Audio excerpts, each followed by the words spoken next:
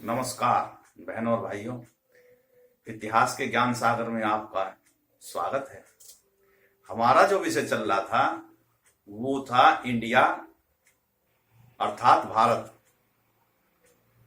उसके कुछ जो है जितना हमने बात बताई उसके कुछ प्रश्न उत्तर बनते हैं जो एग्जाम में आते हैं। आईएएस लेवल तक के एग्जाम में भी ये आते हैं और लोअर लेवल में जो भी टेस्ट होते हैं जैसे सी क्लास के, ग्रुप डी के, सिपाही के और जितने भी टेस्ट होते हैं उनमें ज्यादातर ये जो है लिखित परीक्षा जो हमें होती हैं उनमें ही आते हैं। तो पहला सवाल बनता है कि भारत को हम कैसे परिभाषित करें। तो भारत को परिभाषित करने के लिए तो हम करने के लिए बैठ जाए तो एक ग्रंथ बन जाएगा, इतना ग्रंथ बन जाएगा कि हम उसमें कोई सीमा नहीं है, क्योंकि भारत का जो इतिहास है वो इतना गौरवशाली रहा है और वह सारे संसार के जननी के रूप में, क्योंकि भारत का इतिहास इतना गौरवशाली रहा है और पुराणों के हिसाब से तो भारत जो है सारे संसार की जननी ही कहा गया है। और इस प्रकार से भारत को हम परिभाषित करें तो ग्रंथ बन जाता है। फिर भी परिभाषा तो एक देनी, तो परिभाषा के लिए कहेंगे भारत एक ऐसा भूभाग है जहां पे आध्यात्मिक और सांस्कृतिक विरासत जो है, ऐसा भूभाग जिसकी सांस्कृतिक और आध्यात्मिक विरासत अमृत तुल्य है, यानी कि मानवता के लिए अमृत तुल्य है और वह मानवता को बंधुत्वता और संसार को दया आदि की जो है शिक्षा देती है, सिखाती है।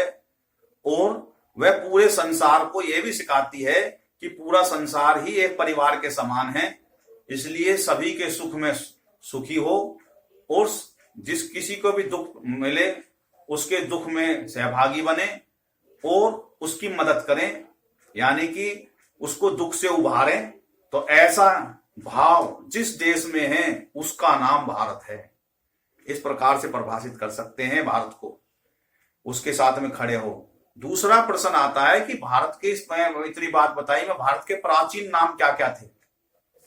तो भारत के प्राचीन नाम जो थे वो इसमें जो भी मैंने बताया, सबसे पहले सप्त सिंधु आया, सप्त सिंधु के बाद में जम्बूद्वीप और भारतवर्ष, आर्यावर्त आदि नाम आए। ये तो थे भारत के ग्रंथों से मिले हुए साक्ष्यों से। अब कुछ लोग बाहर के उन्हें भी कुछ नाम दिए, तो उनके लिए मैंने एक सारणी बना रखी है ये, जिसमें जो फारसी जो थे, जिसको ईरान को फारस बोलते थे, उन्होंने कहा हिंदू और हिंदुस्तान, दो शब्द तो आए ईरान से। यूनान से आया इंडिया और इंडिको। लैटिन में शब्द आया भारत। चीनियों ने दो शब्द दिए, तियंतु और यंतु। तियंतु का मतलब मैंने बताया था कि जो सुरख से भी समान है, सुरख तुल्य है, वो यंतु और ये यंतु। अरबी और फारसी भाषा में जो है वो हिंदुस्तान आया और अंग्रेजी में इंडिया और फ्रेंच में इंडे। ये जो शब्द हैं वो विदेश से आए। अब कुछ प्रश्न ऐसे हैं जो सही और गलत के हैं, यानी कि वो सही आपको बताने होते हैं एग्जाम में भी कि रॉन्ग और राइट। तो पहला प्रश्न है, क्या ऋग्वेद में संपूर्ण भूगोल बताया गया है? तो ये है गलत। ऋग्वेद में अधूरा भूगोल बताया गया भारत का। सप्त सिंधु बताया, 7 नदियों का भूभाग। तो भारत में तो अनेकों नदियां हैं, तो उन्होंने केवल भारत के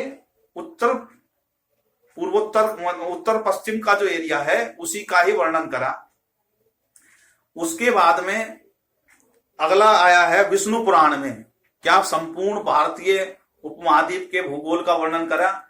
तो उसमें हाँ कि वो जो है उसमें पुराण में उसमें कहा गया कि ऐसा भारत जो उत्तर में हिमालय है और दो ओरों से सागर से घिरा हुआ है, ऐसा भूभाग।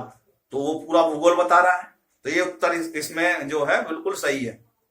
आगे अशोक के समय में जम्मू द्वीप को में जो आज का क्या भारत, अफगानिस्तान, भारत और पाकिस्तान उसमें सम्मिलित था। तो बिल्कुल सही है, उसमें था। आगे है महाभारत में कश्मीर, कच्छ और केरल समेत समूचे ये जो उनके सूचीबद्ध करे गए थे। तो हाँ, महाभारत में हाँ। आगे है हिंदुस्तान जो शब्द का जो प्रयोग किया है, क्या 2000 साल पहले था। तो इसका उत्तर है गलत, क्योंकि ये क्या था